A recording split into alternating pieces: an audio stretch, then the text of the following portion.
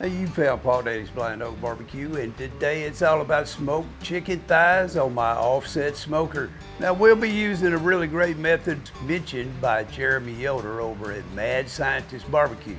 Now this is starting out low and slow, and then it's finishing at a much higher temperature. Years ago when I first started, it was low and slow all the way. Eventually I learned how to barbecue hot and fast, but now I'm headed back to those low and slow roots, but incorporate some of the higher temps when it's appropriate for the time management. Now, let's get to it. Now, the chicken thigh was never my favorite part of the chicken, but that's all changed. When it's done right, it can rank at the top, not at the bottom. You know, thighs are juicy because they have more fat content. They seem to be one of the cheaper cuts. Now, I'm talking bone in, skin on. That's what we're using today.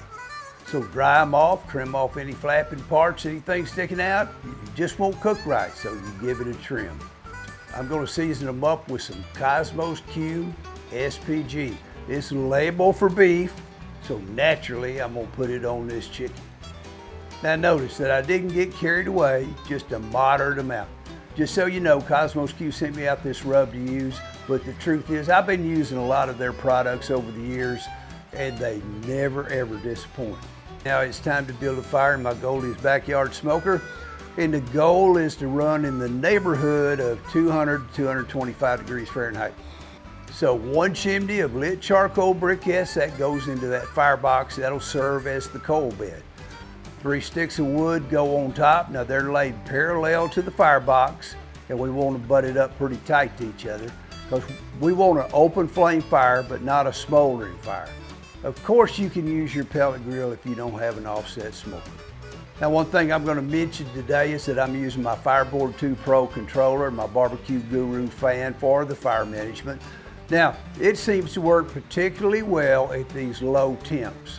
The thighs go on the smoker, and then you can maintain the low and slow temperature, and there's not that much to it during this part. Wood consumption is quite low at the low temperature, so I'm not saying you don't need to pay attention, but you have some flexibility here during this part. You can cook them like this for several hours before they start getting done.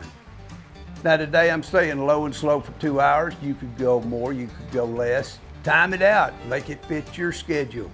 Make it work to your advantage. Now at some point in time you need to step it up. And you'll start working that temperature up to the 300, 350 degree range. But you don't do it all at one time, you want to ease it up. Once you get up there, everything speeds up. More wood consumption, and you need to check those thighs for temperature every once in a while. Rotate them if needed. The minimum internal temperature should be about 185 degrees for great chicken thighs. But of course, using a good instant read thermometer like a Thermopin, that's a great way to monitor your temperature. I like to check each individual thigh to verify the temp before it comes off the smoker. Okay, the first few thighs, I'm going to be hitting them with some lemon pepper wing dust from Cosmos Q. And the rest of them, I'm going to serve them up just like they are. Now these taste great, and I love that lemon pepper wing dust. It's really got a bold flavor. Now, if you start out low and slow and then you finish at 350 like we did, it's not the same as if you made the whole cook at 350 degrees. You'll have a better product if you do it this way.